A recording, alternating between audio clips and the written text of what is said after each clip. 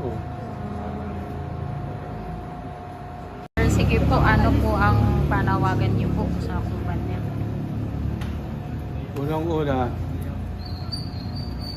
sana naman ang management alamin ang safety ng mga tao nila.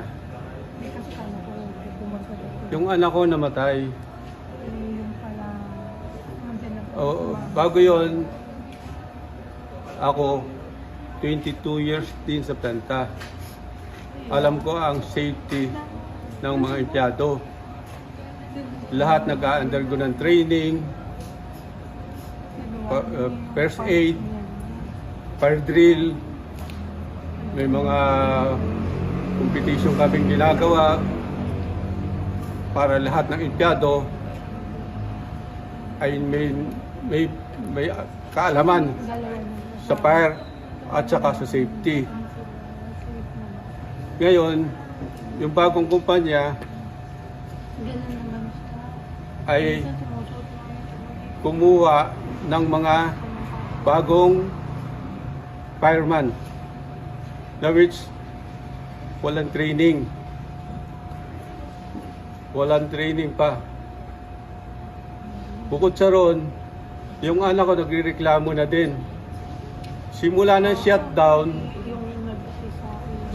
shutdown, siya ay tuloy-tuloy ang trabaho. Night duty. Alam ba nyo ang night duty sa planta? 12 hours. At pag ikay naka-duty doon, akyat manaog ka doon sa hanggang sa 7th floor, pababa. Oh. Yun ang hindi alam ng bagong management na pag safety, nag-a-assist sila ng mga contractor na nagtatrabaho kung sila'y safe o ano.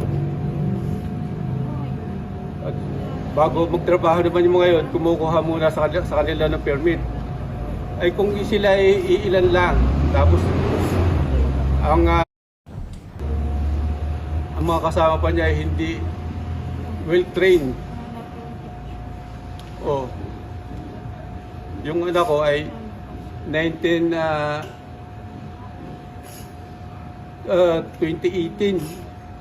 nung pumasok na ipinalit ko noon sa akin.